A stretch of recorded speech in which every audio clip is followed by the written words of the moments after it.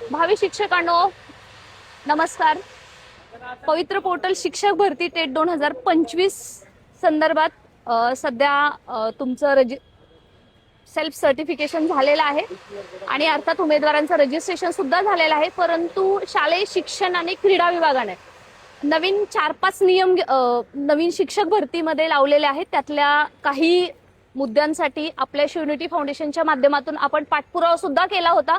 त्याच्यातला महत्त्वाचा असेल मुलाखतीसाठी 1 ते 3 असावेत, 1 भरती असावीत आणि सोबतच त्या महत्त्वाच्या मुद्द्यासह जो आपण पाठपुरावा केला होता त्याच्यानुसार सध्या आपण पाहतोय की भरती संदर्भातले जे शासन निर्णय सुद्धा आलेले आहेत। परंतु एवढं सगळं चालू असताना एक चुकीचा शासन निर्णय जो शिक्षण विभागाने घेतलेला आहे तो म्हणजे लिमिटेड प्रिफरन्सेस। मग तो 1 ते 12 साठी असेल किंवा डीएड बीएडची भरती सुद्धा आपल्या या पोर्टल माध्यमातून होते।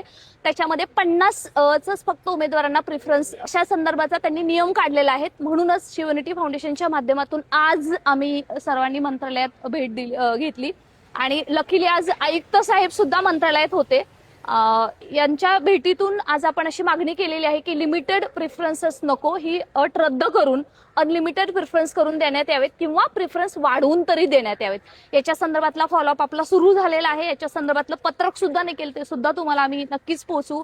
फक्त एकच सांगायचं आहे, जे संविधानिक गोष्टी आहेत त्याला शिवनिटी फाउंडेशनचा असेलच किंवा कोणत्याही उमेदवारांचा असेल त्याचा पाठिंबा नक्कीच आहे। परंतु जिथे कोणाच्याही वरती अन्याय होत असेल तिथं मात्र आपण सर्वांनी एकजुटीने उभं राहिलं तर कोणतीच गोष्ट अशक्य नाहीये। लिमिटेड प्रिफरन्सेस हा काही तितकासा अन्यायकारक नाही असं काही उमेदवारांचं म्हणणं आहे। काही उमेदवारांचं म्हणणं आहे की तो खूप अन्यायकारक आहे। तुम्हाला काय वाटतं ते कमेंट सेक्शन मध्ये नक्की लिहा, कारण फार महत्त्वाचं आहे तुमचं मत काय आहे। जे उमेदवार हायली मार्क्स आहेत त्यांचे ते सुद्धा याच्यातून धोक्यात येऊ शकतात त्यांचे मार्क्स, आणि ज्यांचे कमी मार्क्स आहेत ते सुद्धा भरतीत लागू शकतात। थोडक्यातच काय इथं हा सगळा एक काइंड ऑफ जुगार किंवा जसं कालच आपण पाहिलेलं आहे की लकी ड्रॉ झालेले आहे शिक्षक भरती। पाहूयात याच्यामध्ये काय निर्णय घेतले जातात आहे।